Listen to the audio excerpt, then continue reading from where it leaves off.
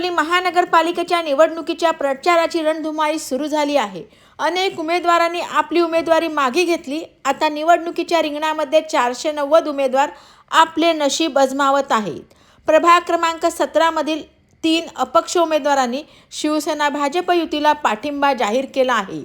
भाजपचे उमेदवार मोरेश्वर भोईर यांना अपक्ष उमेदवारांनी पाठिंबा दर्शवला असून भरत जाधव, सुरेखा भोईर, सचिन गायकवाड यांनी अपक्ष अर्ज दाखल केला होता।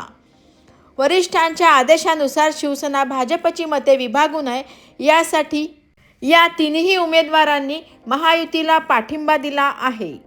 मी भरत जाधव, मंडळ सरचिटणीस, कल्याण ग्रामीण मंडळ 2।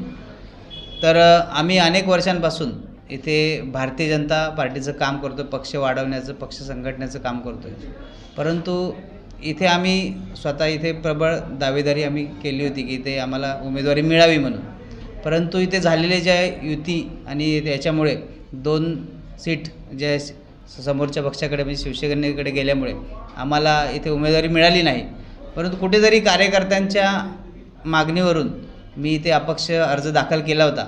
परंतु पक्षातील वरिष्ठांचा फोन आला, त्यांनी सांगितलं की आपल्याला युतीचं काम करायचं आहे आणि त्यांचाच आदेश पाळून आणि पक्ष आणि एकनिष्ठा म्हणून आम्ही इथे अर्ज आमचा माघार घेतलेला आहे आणि युतीला पूर्ण ताकदीनिशी आम्ही इथे काम करण्याचं इथे शब्द दिलेला आहे। मी सचिन मुकुंद गायकर, मी भारतीय जनता पार्टीचा पदाधिकारी असून मला तिकीट नाकारण्यात आली, कारण की 2च तिकीट असल्यामुळे काही कारणास्तव मला तिकीट नाही मिळाली।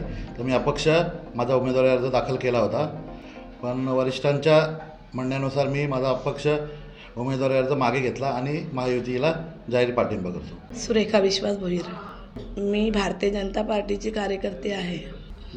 मी पक्षाकडे तिकीट मागितली होती, परंतु मला नाकारण्यात आलं।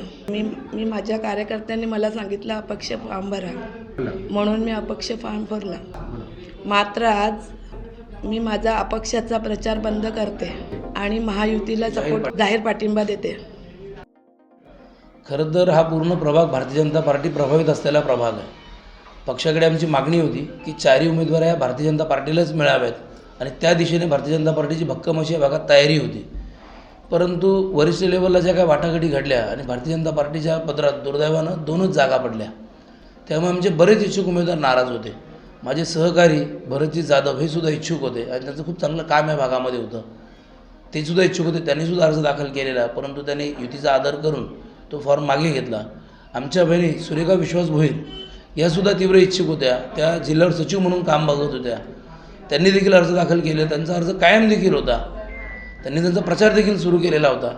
परंतु युतीच्या उमेदवारांना कुठेच अडचण निर्माण होणे, बाधा येऊ नये म्हणून वरिष्ठांच्या सल्ल्याने ते आज त्यांचा अर्ज मॅन करत आहेत आणि त्यांचा प्रचार थांबवत आहेत आणि युतीला जाहीर ते पाठिंबा देत आहेत।